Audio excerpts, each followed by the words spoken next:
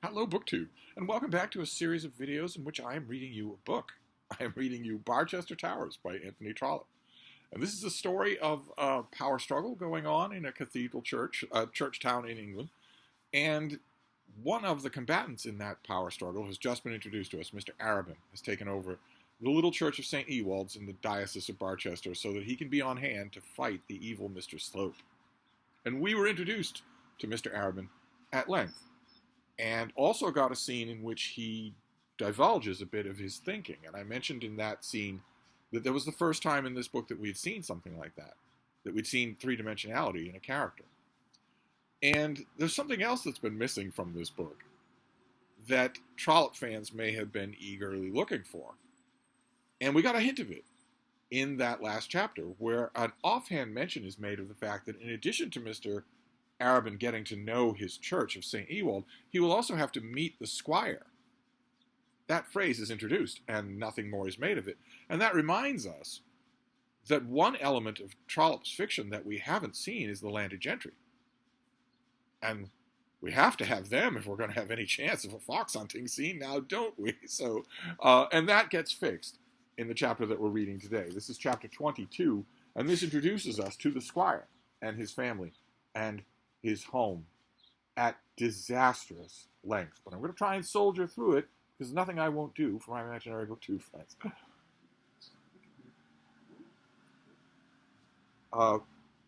So this is chapter 22, and it is called The Thorns of Ullathorne. On the following Sunday, Mr. Arabin was to read himself in at his new church. It was agreed at the rectory that the archdeacon should go over with him and assist at the reading desk, and that Mr. Harding should take the archdeacon's duties at Plumstead Church. Mrs. Grantley had her school and her buns to attend to, and professed that she could not be spared, but Mrs. Bold was to accompany them. It was further agreed also that they would lunch at the squire's house and return home after the afternoon service. Wilfred Thorne, Esquire of Ullathorne, was the squire of St. Ewald's, or rather the squire of Ullathorne, for the domain of the landlord was of a wider notoriety than the fame of the ancient saint. He was a fair specimen of what that race has come to in our days, which a century ago was, we are told, fairly represented in Squire Weston. Nod to another great novel. If that representation be true, few classes of men can have made faster strides in improvement. Mr. Thorne, however, was a man possessed of quite sufficient number of foibles to lay him open to much ridicule. He was still a bachelor, and being about 50, was not a little proud of his person. When living at home at Ullathorne, there was not much room for such pride, and therefore he always looked like a gentleman, and like that which he certainly was, the first man in the parish. But during the month or 6 weeks which he annually spent in London, he tried so hard to look like a great man there also, which he certainly was not, that he was put down as a fool by many at his club. He was a man of considerable literary attainments in a certain way and on certain subjects. His favorite authors were Montaigne and Burton, and he knew more perhaps than any other man in his own county, or that next to it, of the English essayists of the last 2 centuries. He possessed complete sets of the Idler, the Spectator, the Tatler, the Guardian, and the Rambler, and would discourse by hours together on the superiority of such publications to anything that has since been produced in our Edinburghs and Quarterlies, comparing the literary journals of a century ago with those of today. He was a great proficient in all questions of genealogy, and knew enough of almost every gentleman's family in England to say of what blood and lineage were descended all those who had any claim to be considered as possessors of any such luxuries. For blood and lineage he himself had a most profound respect. He counted back his own ancestors to some period long antecedent to the Conquest, and could tell you, if you would listen to him, how it had come to pass that they, like Cedric the Saxon, had permitted to hold their own among the Norman barons. It was not, according to his showing, on any account of weak complaisance on their part, on the part of his family toward their Norman neighbors. Some Aelfrieds of Ullathorne once fortified his own castle, and held out, not only that, but their then existing cathedral of Barchester also, against one Geoffrey de Burgh, in the time of King John. And Mr. Thorne possessed the whole history of the siege written on vellum, and illustrated in a most costly manner. It little signified that no one could read the writing, as, had that been possible, no one could have understood the language. Mr. Thorne could, however, give you all the particulars in good English, and had no objection to doing so. And that reference to Cedric the Saxon, again, I want to point out, as I always do in this read-along, if you're reading this for the first time, and you encounter stuff like that and you don't know what it means, don't let it bother you. You get the point of what's being said here. That reference to Cedric the Saxon and a couple of other references in this chapter are all about Sir Walter Scott. They're all about Ivanhoe. If you haven't read Ivanhoe, and chances are you haven't, and you want to read this book, don't worry about it. You don't need to. They're not structural. It would be unjust to say that he looked down on men whose families were of recent date. He did not do so. He frequently consorted with such, and had chosen many of his friends from among them. But he looked on them as great millionaires are apt to look on those who have small incomes, as men who have Sophocles at their fingers' ends regard those who know nothing of Greek. They might doubtless be of a good sort of people, entitled to much praise for virtue, very admirable for talent, highly respectable in every way, but they were without the one great good gift. Such was Mr. Thorne's way of thinking on the matter. Nothing could atone for the loss of good blood. Nothing could neutralize its good effects. Few indeed were now possessed of it, but the possession was on that account the more precious. It was very pleasant to hear Mr. Thorne descant on this matter. Were you in your ignorance to surmise that such a one as was of a good family because the head of the family was a baronet of old date, he would open his eyes with a delightful look of affected surprise and modestly remind you that baronetcies only dated from James I.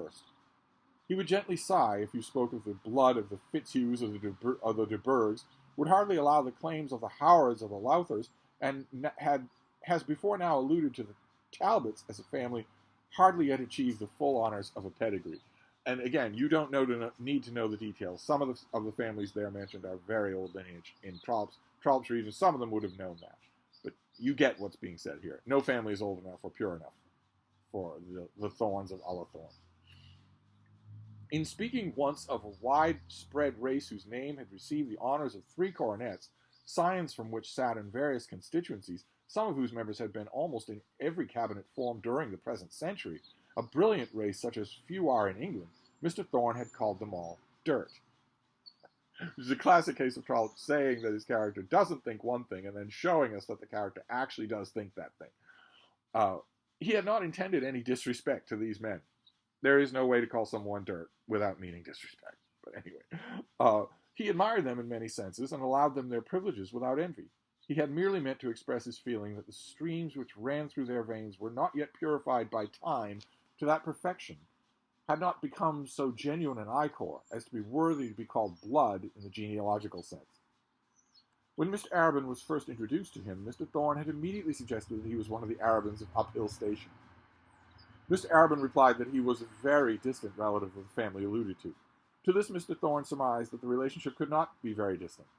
Mr. Arabin assured him that it was so distant that the families knew nothing of each other. Mr. Thorne laughed his gentle laugh at this, and told Mr. Arabin that there was now existing no branch of his family separated from the parent stock at earlier date than the reign of Elizabeth, and that therefore Mr. Arabin could not call himself distant. Mr. Arabin himself was quite clearly an Arabin of Uphill Station. One of these genealogical bores who not only learns every jot and tittle of their own family false or true, but then it feels free to lecture you about yours. But, said the vicar, Uphill Station has been sold to the de Greys and has been in their hands for 50 years. And when it has been in their hands for 150, if it unluckily remains there, said Mr. Thorne, your descendants would be not a whit less entitled to describe themselves as being of the family of Uphill Stanton. Thank God, no de Grey can buy that, and thank God, no Arabin and no Thorne can sell it. In politics, Mr. Thorne was an unflinching conservative, and we're going to find that they're not conservative enough for him. So he's a freak.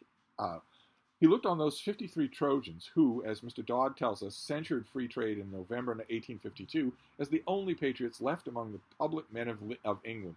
Again, this is going to descend into the weeds. You do not need to worry about it. Much less do you need to worry about the 10, 15, or it might be 150 pages that we're going to read that Trollope devotes to the house, Ullathorne Court.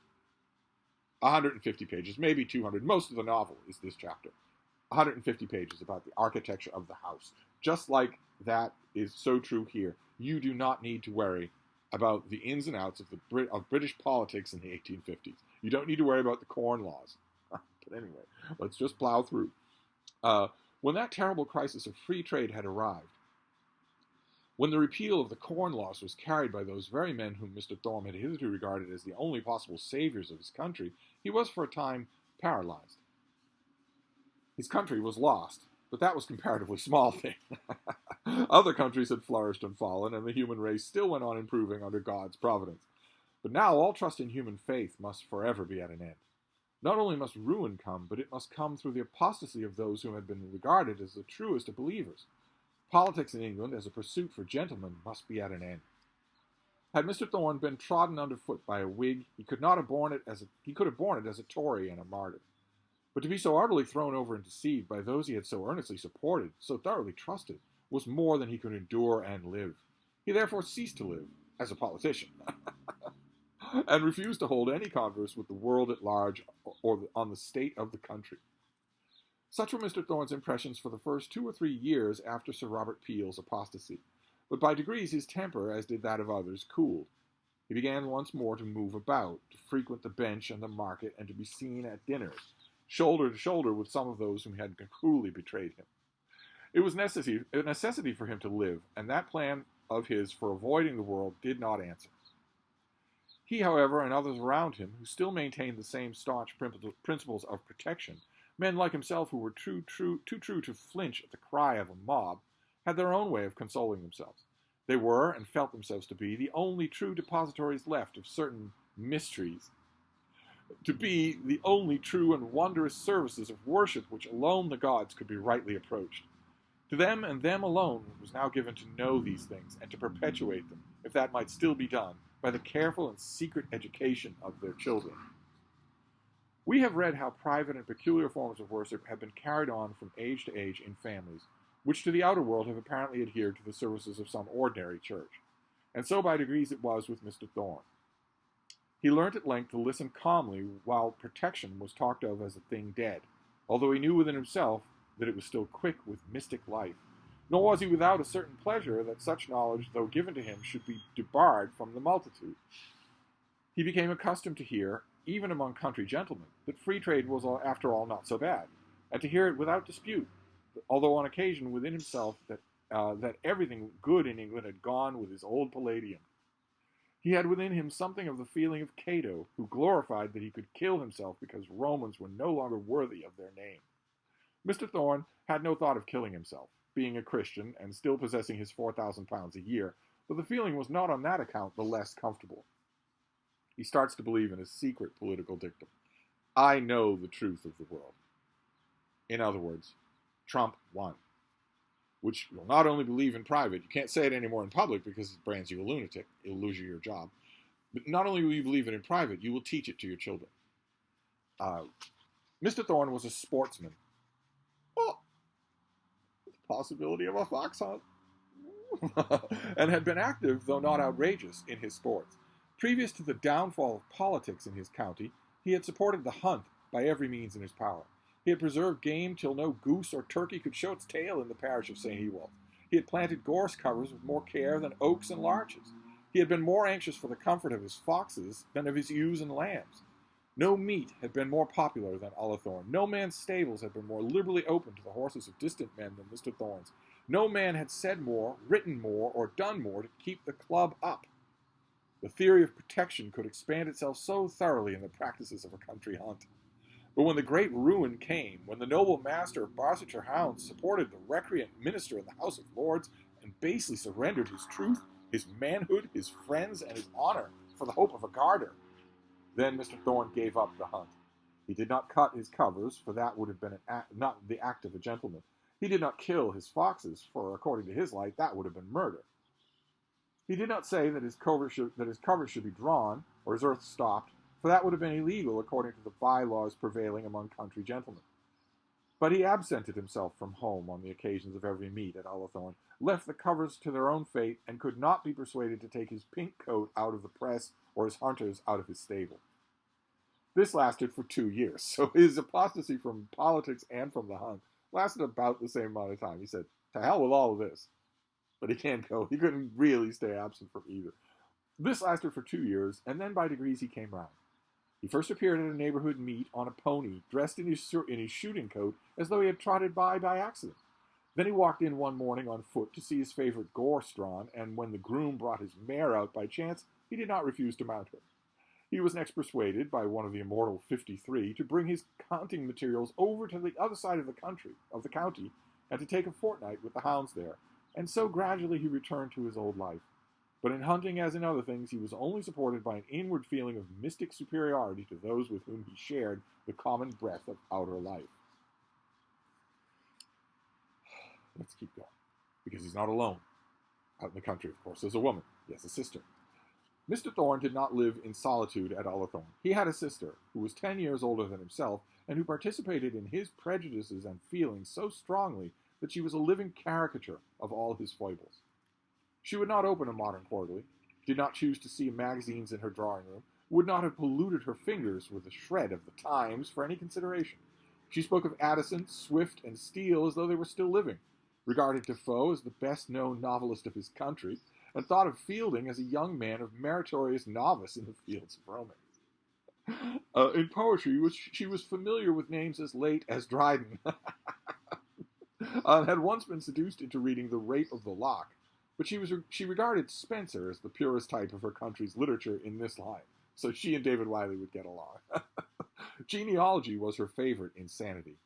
Those things which are the pride of most genealogists were to her contemptible. Arms and mottos set her beside herself. Aelfred of Ullathorne had wanted no motto to assist him in the cleaving to the brisket of Geoffrey de Burgh, and Aelfred's great-grandfather, the gigantic Ullafred, had required no other arms than those which nature gave him to hurl from the top of his own castle a cousin of the base invading Norman. To her, all modern English names were equally insignificant. Hengist, Horsa, and such like had for her ears the only true savor of nobility. She was not contented unless she could go beyond the Saxons, and would certainly have christened her children, had she had children, by the names of the ancient Britons. In some respects, she was not unlike Scott's Ulrica, and had she been given to cursing, she would certainly have done so in the names of Mista, Skolgula, and Zernborg. Again, you don't need to worry about mentions of Scott. Ivanhoe especially, is hovering over all of this chapter, but you don't need to worry about it. Not having submitted to the embraces of any polluting Norman, as poor Ulrica had done, and having assisted at no parricide, the milk of human kindness was not curdled in her bosom. She never cursed, therefore, but blessed rather. This, however, she did in a strange, uncouth Saxon manner that would have been unintelligible to any peasants but her own. As a politician, Miss Thorne had been so thoroughly disgusted with public life by the base deeds long antecedent to the Corn Law question that had but little moved her. In her estimation, her brother had been a fast young man, hurried away by too ardent temperament into democratic tendencies. Now, happily, he was brought to sounder views by seeing the iniquity of the world. She had not yet reconciled herself to the Reform Bill, and still groaned in spirit over the defalcations of the Duke as touching the Catholic emancipation. If asked whom she thought the Queen should take as her counsellor, she would probably have named Lord Eldon. And when reminded that that venerable man was no longer present in the flesh to assist us, she would probably have answered with a sigh that now none could help us but the dead. Again, you don't need to know the specifics to know the kind of person who's being described here. In religion, Miss Thorne was a pure Druidess. We would not have it understood by that she did not actually in these latter days assist in any human sacrifices, or that she was in fact hostile to the Church of Christ. She had adopted the Christian religion as a milder form of the worship of her ancestors, and always appealed to her doing so as evidence that she had no prejudices against reform when it could be shown that reform was salutary. So she views Christianity as the latest thing. This reform was the most modern of any to which she had acceded, it being presumed that British ladies had given up their paint and taken some sort of petticoats before the days of St. Augustine. That further feminine steps in advance which combines paint and petticoats together had not found a votary in Miss Thorne. But she was a Druidess in this, that she regretted she knew not what the uses or practices of her church. She sometimes talked and constantly thought of good things gone by, though she had but the faintest idea of what those good things had been. She imagined a purity had existed which was now gone, that a piety had adorned our pastors and the simple docility of our people, for which it may be feared history gave but little true warrant. She was accustomed to speak of Cranmer as though He had been the firmest and most simple-minded of martyrs, and Elizabeth, as though the pure Protestant faith of her people had been the one anxiety of her life. It would have been cruel to undeceive her, had it been possible. But it would have been impossible to make her believe that the one was a time-serving priest, willing to go to any length to keep his place, and that the other was, in heart, a papist, with this sole proviso that she should be her own pope. And so Miss Thorne went on, sighing and regretting, looking back to the divine right of kings as the ruling axiom of golden age, and cherishing low down in the bottom of her heart of hearts a dear unmentioned wish for the restoration of some exiled Stuart. Who would deny her the luxury of her sighs or the sweetness of her soft regrets? So, like most conservatives across the centuries, she longs for a lost golden age that never actually existed. In her person and her dress she was perfect, and well she knew her own perfection. She was a small, elegantly made old woman with a face from which the glow of her youth had not yet departed, without leaving some streak of a roseate hue. She was proud of her color, proud of her gray hair, which she wore in short, crisp curls, peering out from all around her face from the dainty white lace cap. To think of all the money that she had spent in lace used to break the heart of poor Mrs. Quiverful and her 7 daughters.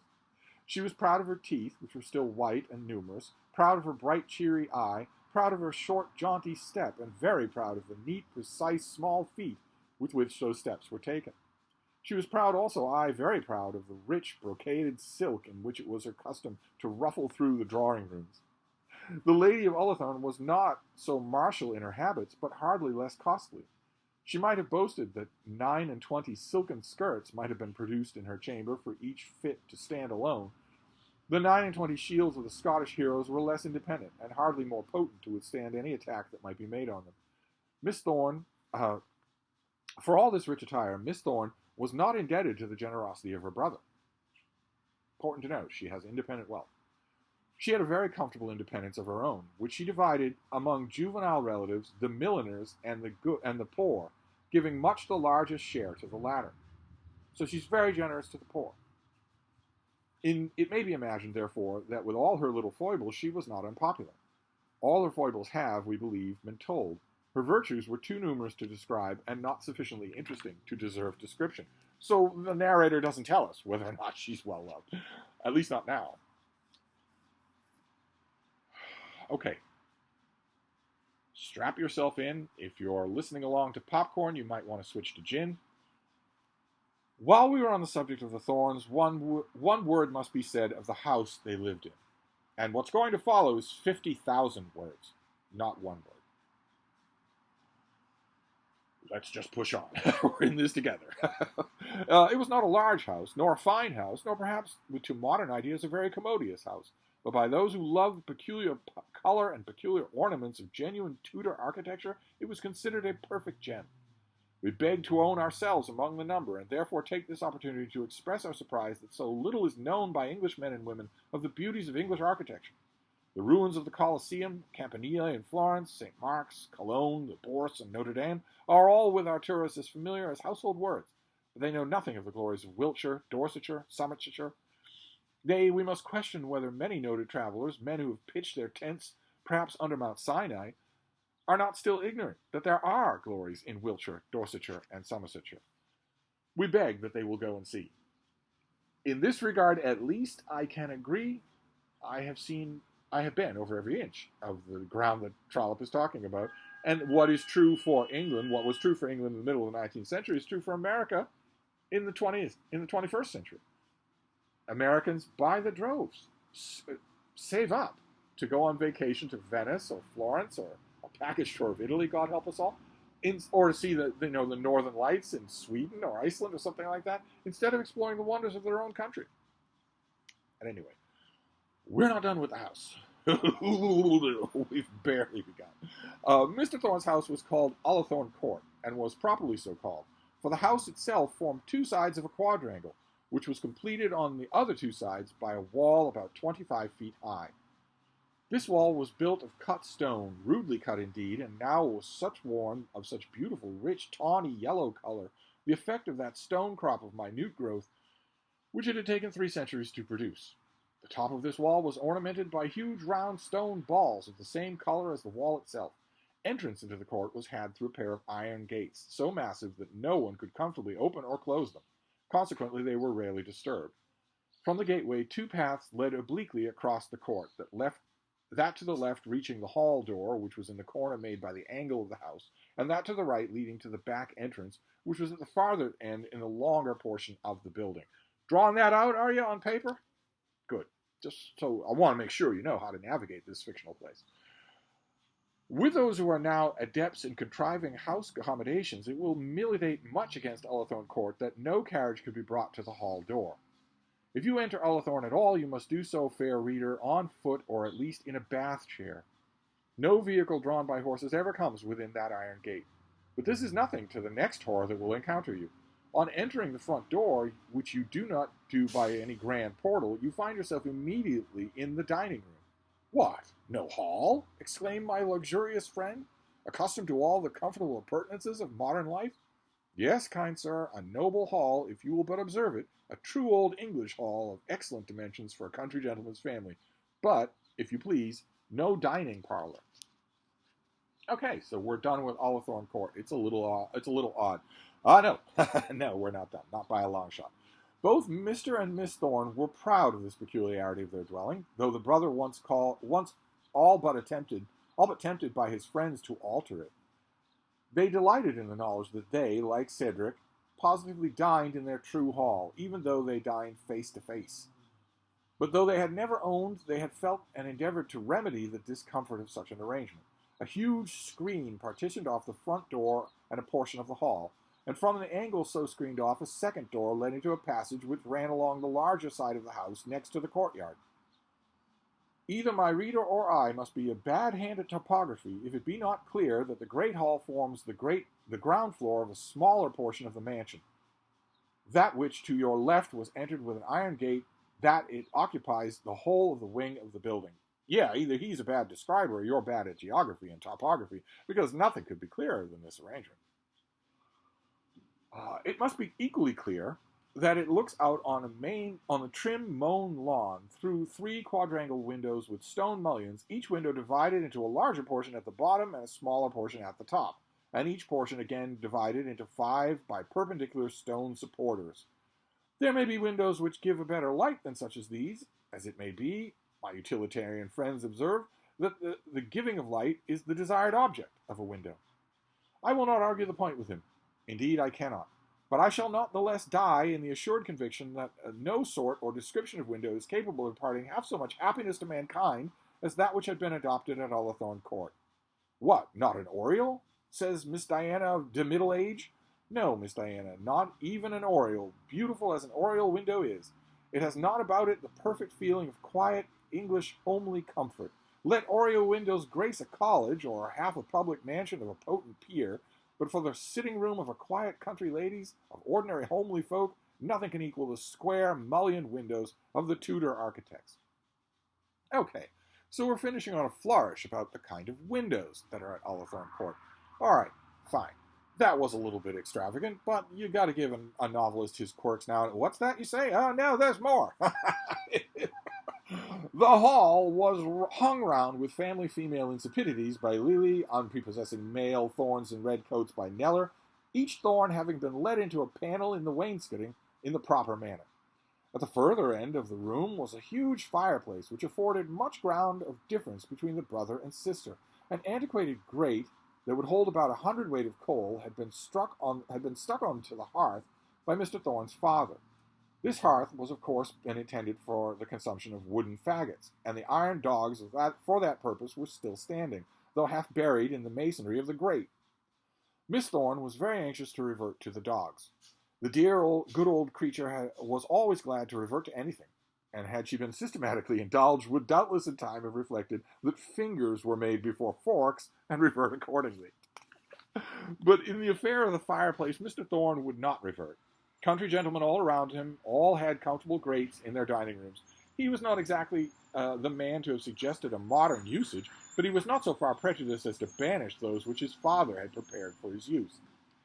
Mr. Thorne had indeed once suggested, that with very little contrivance, the front door might also have been altered, as to open at least into the passage, but on hearing this, his sister Monica, for such was Miss Thorne's name, had taken ill and had remained so for a week.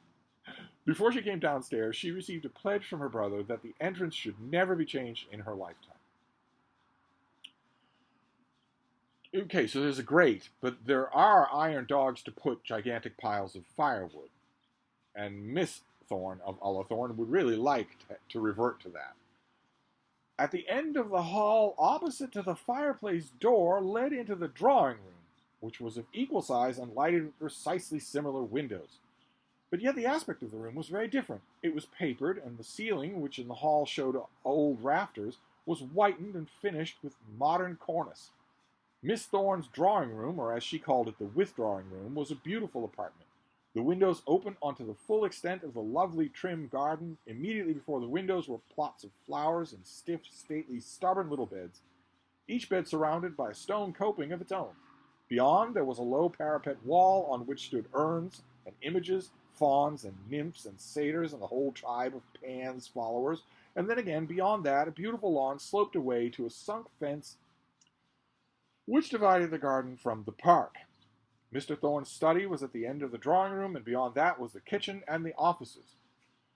Doors opened into both Miss Thorne's withdrawing room and Mr. Thorne's sanctum from the passage above alluded to, which, as it came to the latter room, widened itself so as to make space for huge black oak stairs which led to the upper regions. Such was the interior of Ullathorne Court. But having thus described it, perhaps somewhat too tediously, I want to punch you, Tony. That's what I want to do. When you say perhaps too tediously, I want to go to your drawing room and strike you. But having thus described it, perhaps somewhat too tediously, we beg to say that it is not the interior to which we wish to call the English tourist's attention, though we advise him to lose no legitimate opportunity of becoming acquainted with it in a friendly manner. It is the outside of Ullathorne that is so lovely. Let the tourist get admission at least into the garden and fling himself upon that soft sward just opposite the exterior angle of the house. He will there get the double frontage and enjoy that which is so lovely, the expansive architectural beauty without the formal dullness of one long line. I have to warn you, Tony, that if you go on to describe the walls, the outside walls of this household, I shall find you at your club and strike you. Surely you won't do that. It is the color of Ullathorne that is so remarkable. It is all of that delicious tawny hue which no stone can give unless it has on it the vegetable richness of centuries. Strike the wall with your hand and you will think that the stone on it has no covering, but rub it carefully and you will find that the color comes off upon your fingers. No colorist that ever yet worked from a palette has been able to come up to this rich coloring of years crowding themselves on years. Ullathorne is a high building for a country house, for it possesses 3 stories, and in each story the windows, oh my effing God, the windows are of the same sort as those described, though varying in size and varying also in their lines athwart the house. Those on the ground floor are all uniform in size and position. Those above are irregular both in size and place, and this irregularity gives a bizarre and not unpicturesque appearance to the building. Along the top, on every side, runs a low parapet, which nearly hides the roof, and at the corners are more figures of fauns and satyrs. I'm ready to die. Such is Ullathorne Court. Such is Ullathorne House. 15,000 words ago, it was called Ullathorne Court. Such is Ullathorne House. But we must say one word on the approach to it. Christ and his saints preserve us. But we must say one word on the approach to it, which shall include all the description which we mean to give of the church also. The picturesque old church of St. Ewald stands immediately opposite to the iron gates which open into the court, and is all but surrounded by the branches of the lime trees which form the avenue leading up to the house from both sides. This avenue is magnificent, but it would lose much of its value in the eyes of many proprietors by the fact that the road through it is not private property. It is a public lane between hedgerows with a broad grass margin on each side of the road from which the lime trees spring. Ullathorne Court, therefore, does not stand absolutely surrounded by its own grounds, though Mr. Thorn is the owner of all the adjacent land. This, however, is the source of very little annoyance to him. Men, when they are abutting property, think much of such things, but they who live where their ancestors have lived for years do not feel the misfortune. It never occurred to either Mr. or Miss Thorn that they were not sufficiently private, because the world at large might, if it so wished, walk or drive by their iron gates. That small part of the world which availed itself of the privilege was, however, very small. Such a year or two since there were Thorns of Ullathorne. Such, we may believe, are the inhabitants of many an English country house. May it be long before their number diminishes. That was chapter 22 of Barchester Towers, and unlike almost any other chapter that we've read so far, I was the whole time praying for deafening background noise. Oh, but even from this frankly unendurable chapter, we can at least derive something. We now know who the Thorns of Ullathorne are. They are the big people in the diocese. You might think that the clerical people are, but of course the landed gentry is going to be the big people. And as Mr. Thorn would tell you endlessly, they have been at Ullathorne forever. Since before the Norman invasion. They aren't parvenu carpetbaggers from Normandy. They were here long before that. And the Squire Thorn of Ullathorne is a crank. He's a crackpot. He thinks that he alone is a true English politician and country gentleman. And his sister is even crackier potted. That's what we get from this chapter. If you ever need to know a single detail of the 50,000 pages devoted to the exact walking dimensions of the quadrangle of Ullathorne Court, then I'm the Shah of Iran. But we're going to move on. We're gonna hope for the best in the next chapter. So I'm going to wrap this up for now. We'll see a little the baby bean. Huh? Do you want to give us some Frida yoga? Yes? Let's do some Frida yoga. It's the only good thing that's going to come out of this. Ooh. Stretch those glutes, baby. Oh. Okay. I will at least put that in the description. Oh my God. I will wrap this up for now, BookTube. Those two of you who are left, and I will see you soon. Thank you, BookTube.